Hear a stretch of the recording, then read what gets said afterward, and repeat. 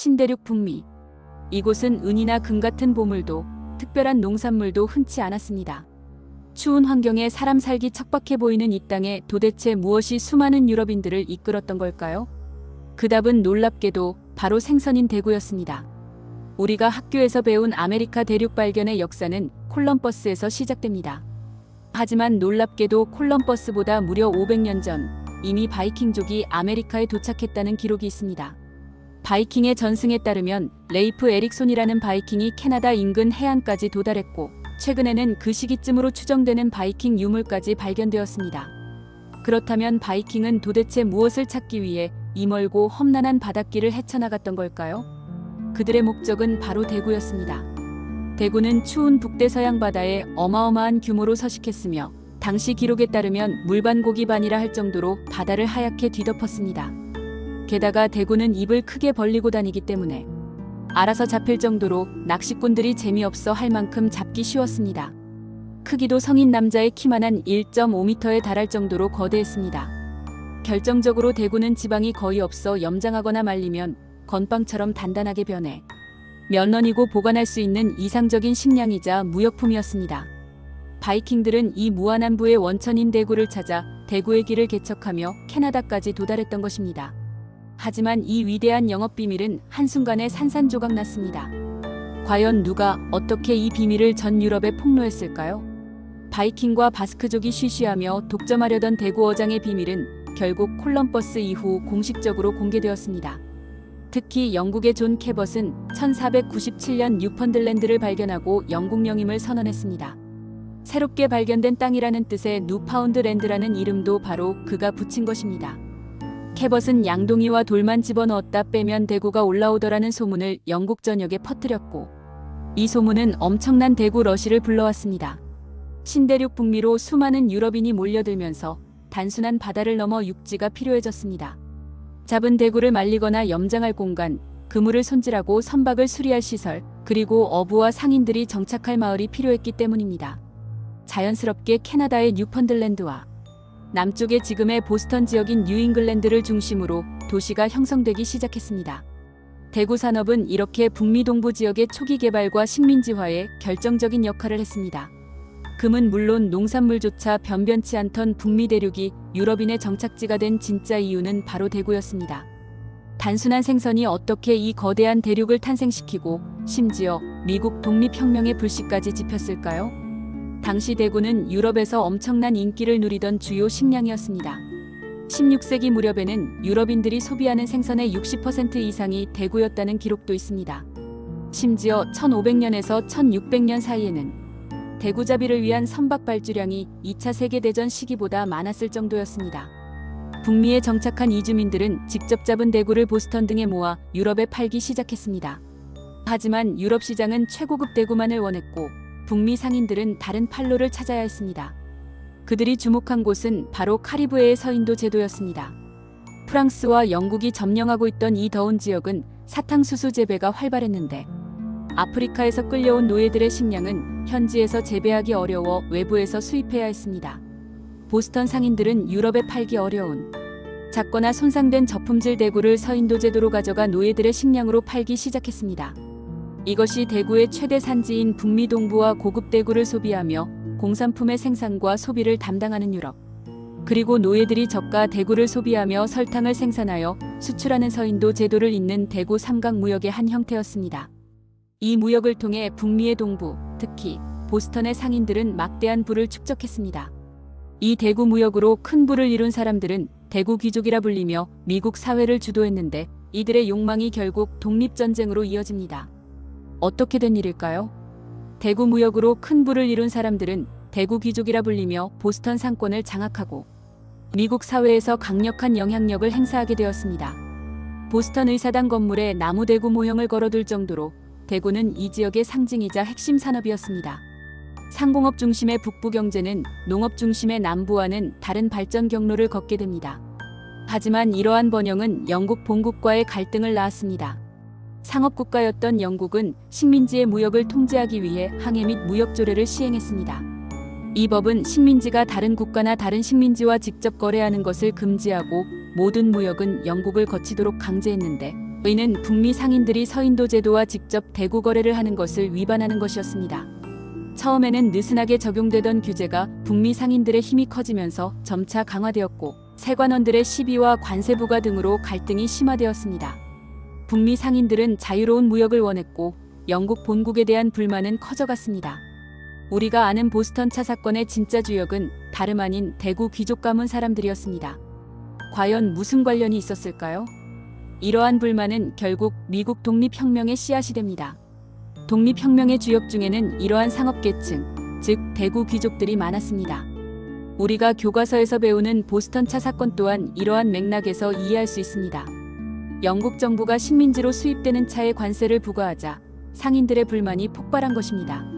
흥미로운 사실은 보스턴 차 사건 당시 차 상자를 바다에 던졌던 사람들 중에 대구 귀족 가문 사람들이 포함되어 있었다는 것입니다. 이는 당시 상업계층이 영국에 대한 저항운동의 주역이었음을 상징적으로 보여줍니다. 대구 무역 자체도 영국과의 갈등의 빌미가 되었습니다. 마침내 미국 독립전쟁이 발발하고 전쟁이 끝난 후 파리에서 열린 평화협상에서 가장 큰 쟁점 중 하나는 국경 문제, 채무 문제와 함께 어업권 문제였습니다. 특히 캐나다 뉴펀들랜드 해역의 어업권은 수백 년간 그곳에서 조업을 하고 있던 미국 어업 종사자들을 비롯한 대구 귀족에게 매우 중요했습니다. 미국 협상단은 자신들의 이익 보장을 위해 이 어업권 문제를 강력히 주장했고 이 문제로 인해 협상이 몇 년간 지연되기도 했습니다. 결국 영국은 패전 후 미국의 요구를 일부 수용하여 뉴펀들랜드 해역에서의 조업을 허가했고 이것으로 비로소 미국 독립혁명이 공식적으로 마무리될 수 있었습니다. 결국 영국이 어업권을 양보하며 미국 독립혁명이 마무리되었지만 이 결정은 상상치 못한 비극과 또 다른 갈등의 씨앗을 뿌리게 됩니다. 영국이 어업권을 양보한 데에는 나비 효과가 있었습니다. 영국은 뉴펀들랜드 조업은 허용했지만 미국 상선이 영국령 서인도 제도와 직접 거래하는 것을 금지했습니다.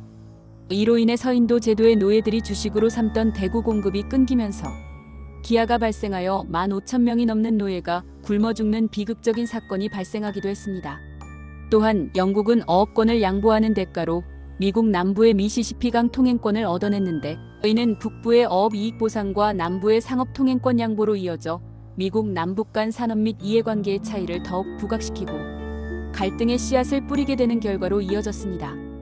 당시 미국 여론을 주도하던 대구 귀족들의 영향력을 잘 보여주는 사례입니다. 이처럼 대구는 북미 식민지의 초기 정착, 경제발전, 사회계층 형성, 그리고 독립혁명에 이르기까지 미국 역사의 중요한 순간마다 깊숙이 관여했습니다. 사람들은 대구가 결코 고갈되지 않는 무한한 자원이라고 믿었습니다. 암컷 한 마리가 수백만 개의 알을 낳는 엄청난 산란 방식과 넓은 북대서양 어장은 당시 기술인 손낚시로는 자원을 고갈시킬 수 없다는 인식을 심어주었습니다. 대구는 무한한 부의 원천으로 여겨졌고 북미 대륙은 대구 덕분에 먹고 살며 성장할 수 있었습니다. 석유 이전의 시대에는 대구가 이처럼 중요한 자원이었습니다. 무한할 것 같았던 대구는 하지만 인류의 탐욕과 기술 발전은 이 무한한 부를 단숨에 고갈시키기 시작했습니다. 과연 무슨 일이 벌어진 걸까요? 19세기부터 프랑스 정부는 어업의 황폐화를 막고 해군력을 강화하기 위해 어업 현대화 사업을 시작했습니다. 이들은 선박을 개선하고 낚시 장비에 보조금을 지급했으며 특히 주낚 낚시를 적극 도입했습니다. 주낚 낚시는 손낚시와 달리 여러 개의 낚싯바늘을 길게 늘어뜨려 한 번에 수십 마리의 대구를 잡을 수 있는 혁신적인 방식이었습니다. 프랑스뿐만 아니라 영국, 미국 등 대서양 강대국들도 어획량 증대 경쟁에 뛰어들었고 19세기 후반에는 증기기관을 활용한 모터까지 어선에 장착되며 생산량이 급증했습니다.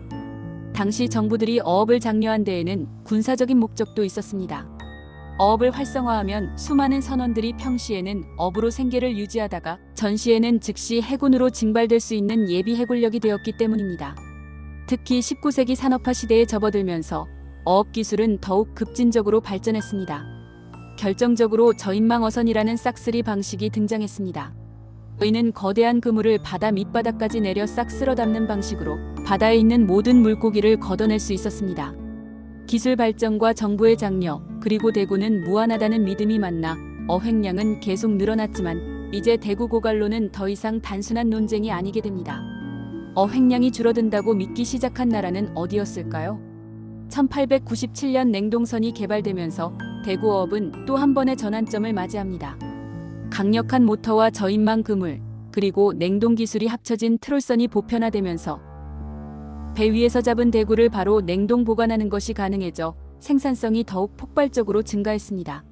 이렇게 대량으로 잡힌 대구는 산업혁명으로 도시로 몰려든 공장 노동자들의 주식인 PC&칩스의 주요 재료가 되며 폭증하는 인구의 수요를 충족시켰습니다. 하지만 무한할 것 같았던 대구에게도 위기는 찾아왔습니다. 1900년대에 들어서면서 대구 어획량은 급증했지만 통계상 점차 요동치며 줄어들기 시작했습니다.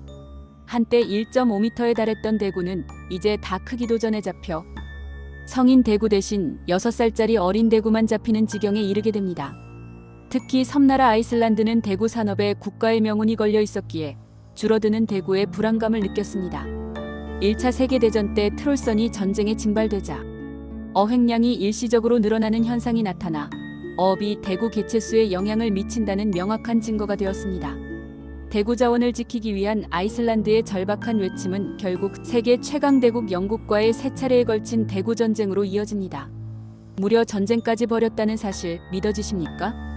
2차 세계대전 후에는 잠수함 탐지, 레이더, 정찰기 등 해군 기술이 어선에 도입되면서 대구 어획은 더욱 파괴적으로 변했습니다. 1950년대 아이슬란드는 영국과의 외교 갈등을 시작하며 대구 전쟁이 발발했습니다. 당시 국제법상 영해는 해안선에서 3해리인 5km에 불과했기에 영국 어선들은 아이슬란드 앞바다까지 와서 대구를 싹쓸이했습니다. 아이슬란드는 작은 섬나라였지만 생존을 위해 영해를 12해리로 확대할 것을 선언하며 영국에 맞섰고 영국은 구축함까지 동원해 어선을 보호했습니다. 1958년부터 시작된 1차 대구 전쟁은 국제사회의 여론과 미국의 중재로 아이슬란드의 12해리 영해 주장이 받아들여지며 마무리되었습니다. 하지만 1972년 오일 쇼크로 경제난이 심화되자 아이슬란드는 영해를 50해리로 확대 선언하며 2차 대구 전쟁을 시작했습니다. 영국 어선의 그물을 자르고 위협 사격을 가하는 등 더욱 강경하게 맞섰습니다. 급기야 아이슬란드는 계속 이렇게 나오면 나토를 탈퇴하고 영국과 국교를 단절하겠다고 선언했고 심지어 소련으로부터 군함을 도입할 수 있음을 시사했습니다. 이는 북극의 전략적 요충지인 아이슬란드가 소련의 영향권 아래로 들어갈 수 있다는 의미였기에 미국은 크게 긴장했습니다. 결국 미국은 다시 개입하여 영국을 압박했고 영국은 마침내 200해리 배타적 경제 수역 개념을 도입하려는 유엔 움직임에 동참하며 아이슬란드의 요구를 수용했습니다. 아이슬란드는 영국 어민 1만 명이 실업자가 되는 큰 피해를 입혔지만 세 차례의 대구 전쟁에서 승리하며 지금 세계적으로 통용되고 있는 200해리 배타적 경제 수역 개념 확립에 큰 역할을 했습니다. 하지만 대구를 지키기 위한 이러한 노력에도 불구하고 대서양 대구는 인간의 탐욕과 발전된 기술을 이겨내지 못했습니다. 1980년대와 90년대에 들어서 대서양 대구 어획량은 급락하기 시작했습니다. 결국 캐나다 정부는 1992년 대구 조업을 금지하는 대구 모라토리엄을 선언했고 2년 후에는 무기한 조업 중단을 결정했습니다. 이는 500년 넘게 이어져 온 캐나다 대구 어업 역사의 종말을 의미했습니다. 현재 대서양 대구는 생물학적으로 완전히 멸종되지는 않았지만 상업적으로는 회복하기 어려운 지경에 이르렀다는 평가를 받고 있습니다. 요즘 대구 어획 통계가 다시 늘어나게 된 것은 태평양 대구나 다른 지역의 대구를 잡기 시작했기 때문이며 이는 또 다른 어종 고갈의 우려를 낳고 있습니다. 이처럼 대구는 바이킹의 신대륙 발견, 북미 식민지 개척, 미국 독립, 그리고 현대의 국제 분쟁에 이르기까지 인류 역사의 중요한 순간마다 깊숙이 관여했습니다. 무한할 것이라 믿었던 대구의 멸종은 바다가 결코 무한하지 않다는 그리고 인류의 탐욕과 기술 발전이 자연에 어떤 결과를 초래하는지 보여주는 비극적인 교훈을 남겼습니다. 석유 이전 인류의 역사를 바꾼 진정한 주인공은 바로 대구였습니다.